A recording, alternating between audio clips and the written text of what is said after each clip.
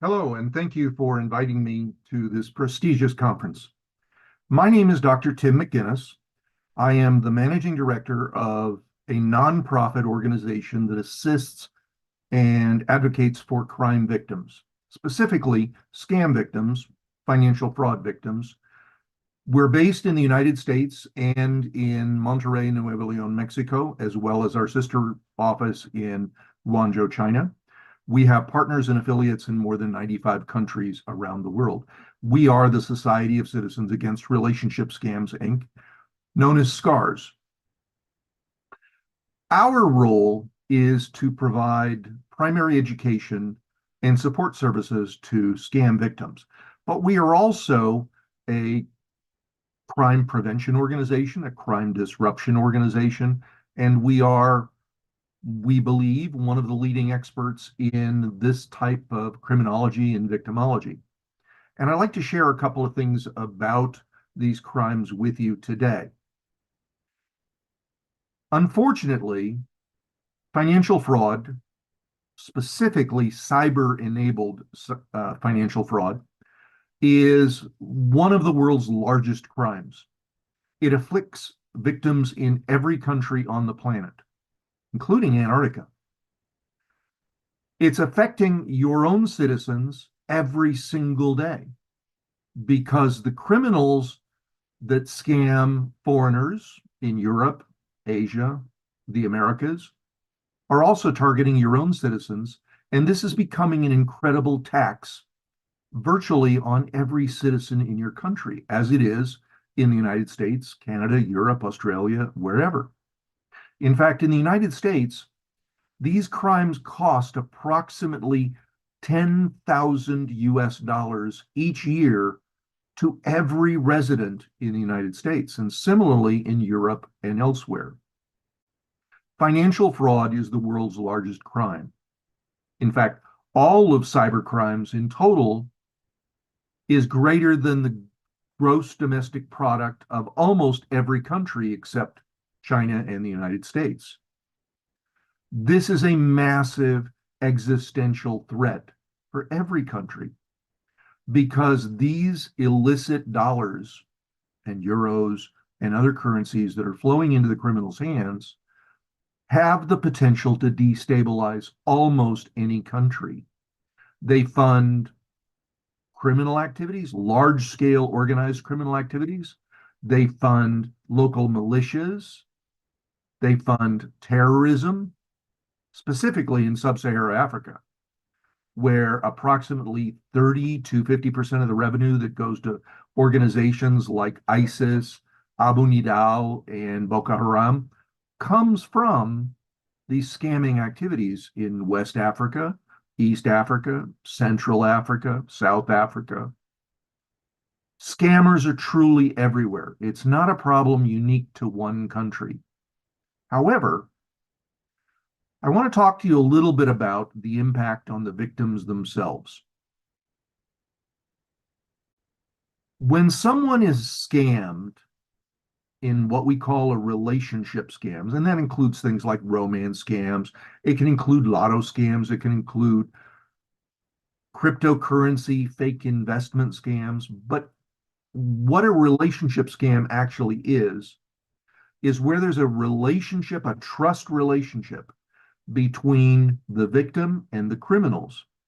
We know that criminals generally do not operate alone. They operate in teams where individuals are specialized in the various parts of these crimes, luring victims in, grooming them, manipulating them, and controlling them to harvest the money that the criminals want from their victims, whether it is a victim in Canada, Mexico, Germany, the United States, or Ghana.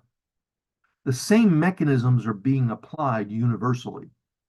When these criminals become well skilled in their craft, they have the ability to apply these to almost anything, including disinformation campaigns that can upset elections, as well as the ability to engage in virtually any form of financial fraud. The impact on the victims is so great that they suffer the same kinds of trauma that returning soldiers coming back from a war zone experience. These are lifelong traumatic experiences. And it takes victims literally years with appropriate trauma-informed care, both in support activities as well as psychological care, to recover from these experiences. But the victims themselves are not the only victims. Their families are victimized as a result of what happens to the primary victim. But one thing that's often misunderstood and overlooked is we know these criminals are not sociopathic. They're not psychopaths without any emotions or morals. They're normal people doing bad things, terrible things. And that has its impact on them too. And it can be a profound impact.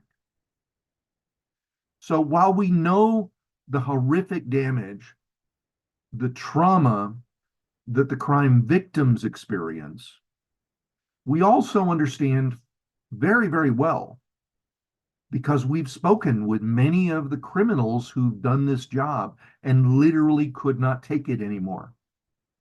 They left trying to find other honest employment. Criminals in Ghana, criminals in Benin, criminals in Liberia, Nigeria, and other countries. And we see the same pattern emerge. And we think this is an opportunity to help change the course of history by encouraging your youth to just say no to organized crime. Because the truth, once they are in, it's very difficult for them to get out, because these organized cartels are not violence-free. But the damage that they leave behind in the minds of your youth and their families and the culture of your country are profound and potentially devastating.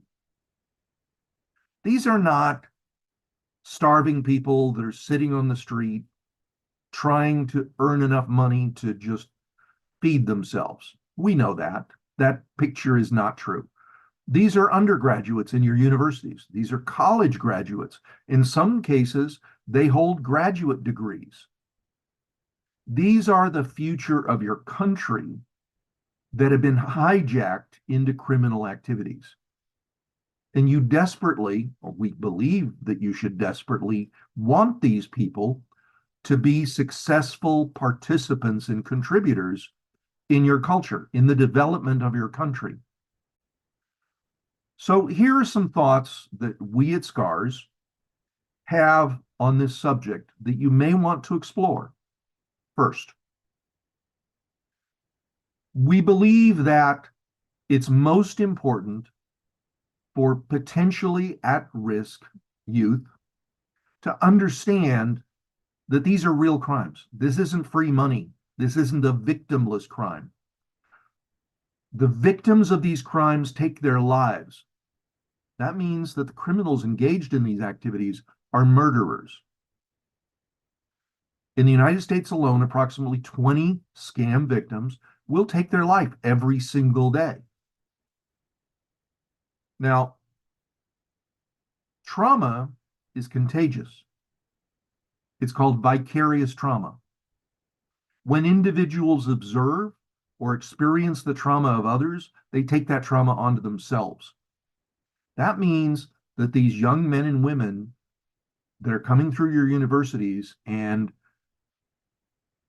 being swayed by the prospect of easy money engaged in scams, within time are going to be traumatized themselves and a mental health care problem for your country.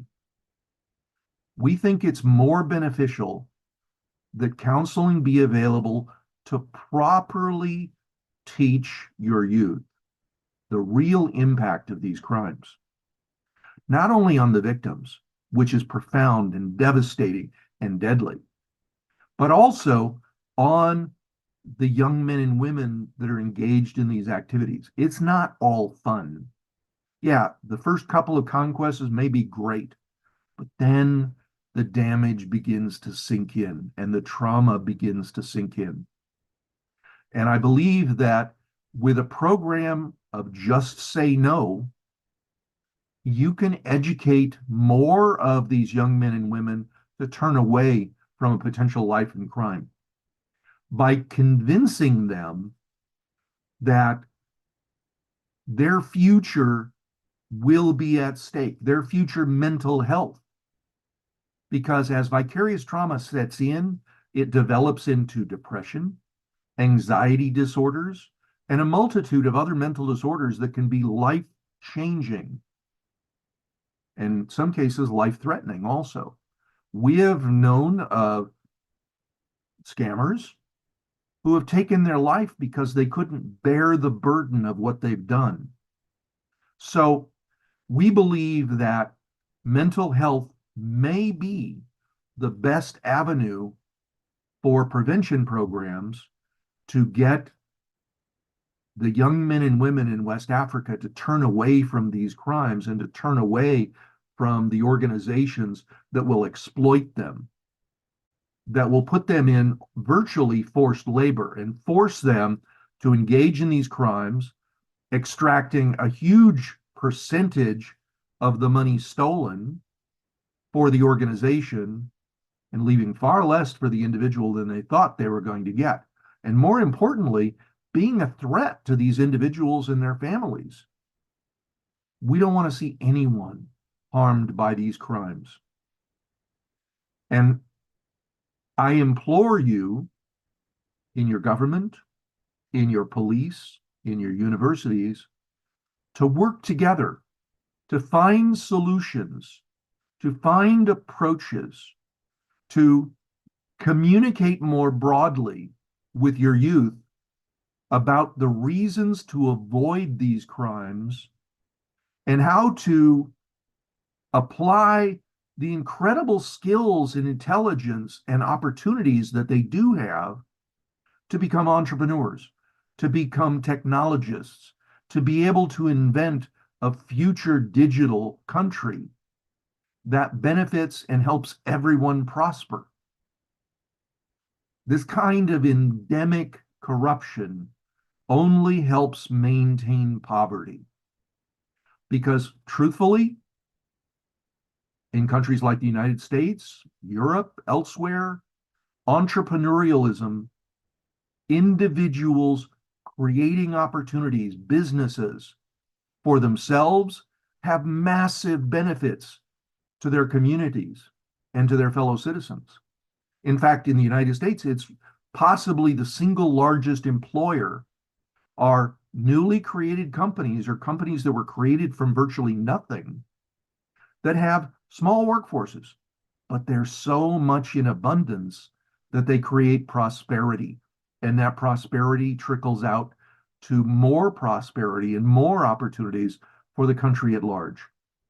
We urge you to take this seriously and not look at it exclusively as a law enforcement problem, but instead to look at it as a mental health problem that will afflict your culture for generations to come unless the tide is turned.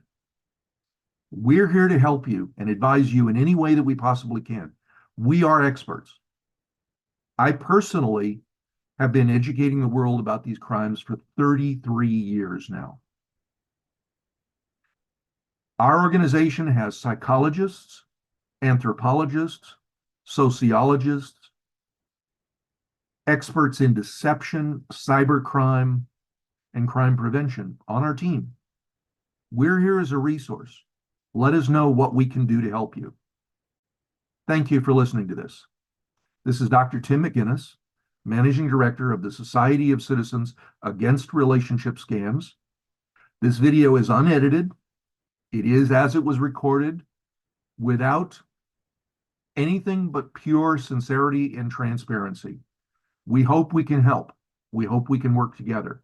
We hope we can change the culture of youth scamming so that it benefits your society and the people of West Africa and throughout Africa to enjoy the prosperity that has been encountered elsewhere in the world.